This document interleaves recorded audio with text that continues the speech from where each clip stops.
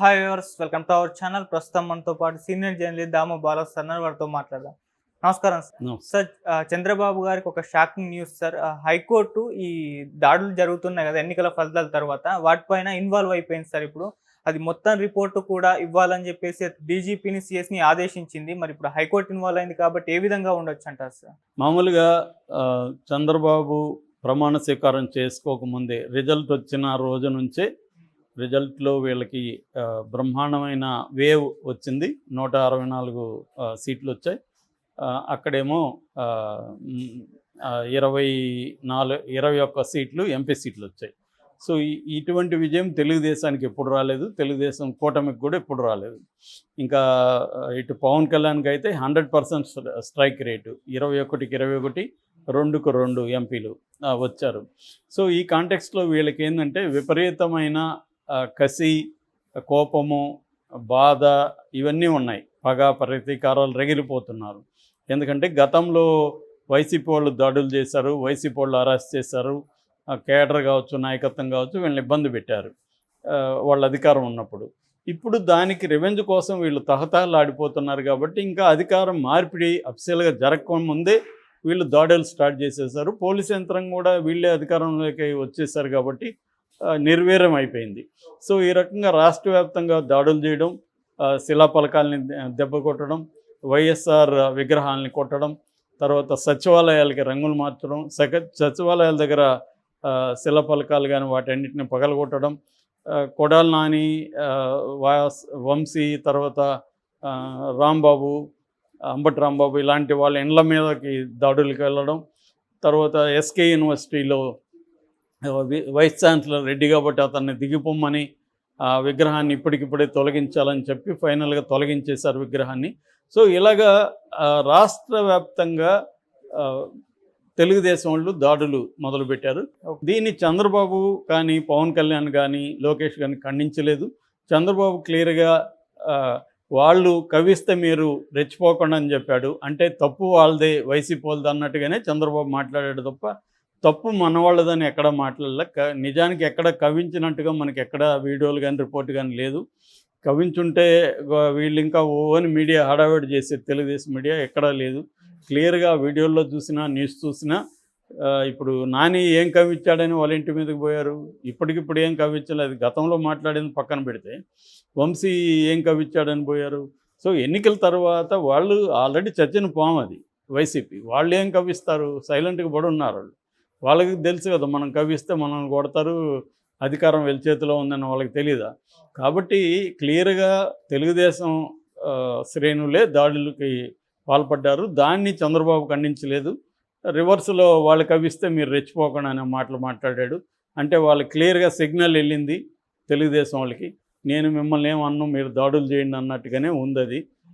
So ఇక లోకేష్ అయితే ఎర్ర బుక్ పెట్టుకొని నేను అందరినీ ఒక్కొక్కడు అంతు చూస్తానని ఓపెన్గానే మాట్లాడుతున్నాడు. మేము కక్ష పెట్టుకోగానే లీగల్గా చేస్తామని అంటున్నారు, కానీ జరుగుతున్నది ఇల్లీగల్గానే. ఇక పవన్ కళ్యాణ్ ఏమో వాళ్ళ టీంలో మంచిగానే కక్షలు వద్దు, కార్పణ్యాలు వద్దు, మనం 5 కోట్ల ప్రజలకి సంక్షేమం అభివృద్ధి చేయాలి అని మాట్లాడుతున్నాడు, కానీ దీన్ని అయితే ఖండించట్లేదు. అంటే క్లియర్గా అధికారంలో కూటమిలో ఉన్న వాళ్ళందరూ కూడా ఎవరు కూడా ఇప్పటివరకు ఖండించలేదు. దీంట్లో ఇప్పుడు వైసీపీ నాయకత్వం మీద ప్రెజర్ పెరుగుతుంది. ఎందుకంటే జగన్ పార్టీ యంత్రాంగాన్ని 5 ఏళ్ల పాటు విస్మరించాడు కంప్లీట్గా. పార్టీ యంత్రాంగం బలంగా లేదు. ఇటువంటి దాడులు జరిగినప్పుడు లీగల్ సిస్టమ్స్ యాక్టివ్గా లేదు. ఇమీడియట్గా కోర్టులకు వెళ్ళిపోవడం, పోలీసులు కేసు తీసుకోకపోతే ప్రైవేట్ కేసులు వేయడం, ప్రెస్ మీట్లు పెట్టడం, ఇది తెలుగుదేశం ఎఫెక్టివ్గా చేసింది 5 ఏళ్ళు. వైసీపీకి ఆ మెకానిజాన్ని పట్టించుకోలేదు జగన్ ఏంటంటే జగన్ వర్సెస్ జనం అన్న, నేను అందరికీ డబ్బులు ఇస్తాను, వాళ్ళు నాకు ఓటిస్తారు అనే ఒక సింప్లిఫైడ్ వెర్షన్లో జగన్ ఉండిపోయాడు. అందువల్ల మెకానిజం డెవలప్ చేయడం కానీ, పార్టీ యంత్రాంగాన్ని పటిష్టపరచడం కానీ, కేడర్ని పట్టించుకోవడం కానీ చేయలేదు. సో వాలంటరీ వ్యవస్థ వల్ల కూడా లోకల్గా కేడర్ దెబ్బతినింది. దీన్ని ఎప్పటి నుంచో వైసీపీ వాళ్ళు మాట్లాడుతున్నారు, ఇంతకుముందు నుంచే. నాకు 3 ఏళ్ల ముందే ఒక ఎంపీ ఫ్రెండ్ క్లియర్గా చెప్పాడు, సార్ ఇది జరుగుతుంది, అతను అర్థం కావట్లేదు, చాలా దెబ్బ తగులుతుంది సార్ అని నాకు ఒక ఎంపీ చెప్పాడు. ఇప్పుడు 3 years బ్యాకే.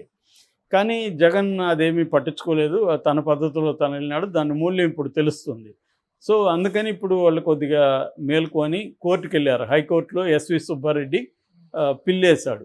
ఇట్లాగా వీళ్ళు దాడులు చేస్తున్నారు, పోలీసులకి చెప్పినా పట్టించుకోవట్లేదు, చాలా చోట్ల పోలీసులు ఉన్నా ఆపట్లేదు, చూస్తున్నారు అనేది పిల్లేసినప్పుడు జస్టిస్ మండవ కిరణ్మయ్ గారు, న్యాయపతి విజయ్ గారు వీళ్ళిద్దరూ దీన్ని టేకప్ చేశారు. బెంచి టేకప్ చేసి దీనికి ఈ సిఎస్కి తర్వాత డీజీపీకి వాళ్ళు ఆదేశాలు వ్యక్తం చేశారు. దీనికి సంబంధించి సమగ్ర సమాచారాన్ని మాకు ఇవ్వండి అని.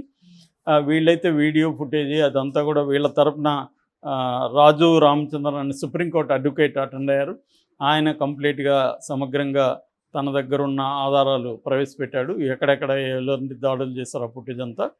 సో హోంశాఖ తరపున వేలూరు మహేశ్వర్ రెడ్డి అడ్వకేట్ ఆయన అపీర్ అయ్యారు. ఎందుకంటే ఇంకా అడ్వకేట్ జనరల్స్ పబ్లిక్ ప్రాసిక్యూటర్లు నియమించలేదు, గతంలో ఉన్న వాళ్ళు రిజైన్ చేశారు, శ్రీరామ్ కానీ పొన్నవాళ్ళు కానీ వీళ్ళందరూ. సో ఇప్పుడు ఇంకా నియమించలేదు కాబట్టి హోంశాఖ తరపున మహేశ్వర్ రెడ్డి అని ఆయన అటెండ్ అయ్యాడు. సో ఇప్పుడు వివరాలు సబ్మిట్ చేయమని 19th దీన్ని పోస్ట్పోన్ చేశారు. సో ఇది ఒక రకంగా కొద్దిగా చంద్రబాబుకి కొద్దిగా అడ్డంకి అనే, అంటే చంద్రబాబు కానీ వాళ్ళ పార్టీ వాళ్ళు కానీ కక్ష తీర్చుకుందామన్న ప్లాన్లో ఉన్నారు. గతంలో లోకేష్ ఓపెన్గానే స్టేట్మెంట్ ఇచ్చారు, మీరు ఎంతమందిని కొట్టి మీ మీద ఎంత కేసులు పెట్టుకుంటే మీకు అన్ని పదవులు ఇస్తానని ఓపెన్గానే ఆఫర్ చేశారు లోకేష్. అంటే క్లియర్గా హింసని రెచ్చగొట్టే పద్ధతిలో లోకేష్ మాట్లాడాడు. ఇంకా పవన్ కళ్యాణ్ కూడా ఒక్కొక్కరిని మోకాళ్ళ మీద ఎక్కడ నడిపిస్తాను, ఎక్కడెక్కడ కడ్రాయలతో తిప్పిస్తాను, ఇవన్నీ పవన్ కళ్యాణ్ కూడా మాట్లాడాడు. సో ఈ స్పిరిట్ అంతా కేడర్లో ఉంటుంది కదా, వాళ్ళకి ఇప్పుడు అధికారం వచ్చింది, ఆల్రెడీ నాయకులు చెప్పున్నారు, రెచ్చిపోయారు. అందుకనే వీళ్ళు ఈ రాజు రామచంద్రన్ అడ్వకేట్ చెప్తున్నాడు హైకోర్టులో ఇండ్లు ఖాళీ చేయించేశారు, కొన్ని అయితే ఊర్లు కూడా ఖాళీ చేయించి తరిమేశారు. ఇటువంటి ఒక భయానక పరిస్థితి, ఒక బీహార్ అని, ఒకప్పుడు బీహార్ ఎలా ఉండేదో అలాగా బీహార్లో భూమి సేన ఇట్లాంటి సేనలు ఉండేవి, ప్రైవేట్ ఆర్మీస్ ఉండేవి. అలాగా ఇప్పుడు కూడా తెలుగుదేశం వాళ్ళు వైసీపీ వాళ్ళ మీద ఇలా చేస్తున్నారు అనేది వీళ్ళు చెప్పారు. అయితే కొన్ని చోట్ల వైసీపీ వాళ్ళు కూడా రిటాలియేషన్, అంటే వాళ్ళు వచ్చి దాడి చేస్తున్నప్పుడు అదేదంటారు కదా, శత్రువు 10 దెబ్బలు కొడుతూ మనం ఒకటన్నా కొట్టాలని, అలాగా కొన్నిసార్లు జరిగాయి. కర్నూలులో ఒక హత్య కూడా జరిగింది, దాన్ని మాత్రం లోకేష్ పెద్ద ఎత్తున చూపించాడు, కానీ తన వాళ్ళు చేస్తుండే దాన్ని ఎక్కడ ఖండించలేదు. అంటే క్లియర్గా ఇక్కడ మనకు కనబడేది ఏంటంటే షర్మిల చంద్రబాబుకి లెటర్ రాసింది, ఆ లెటర్లో ఉన్నది వాస్తవం.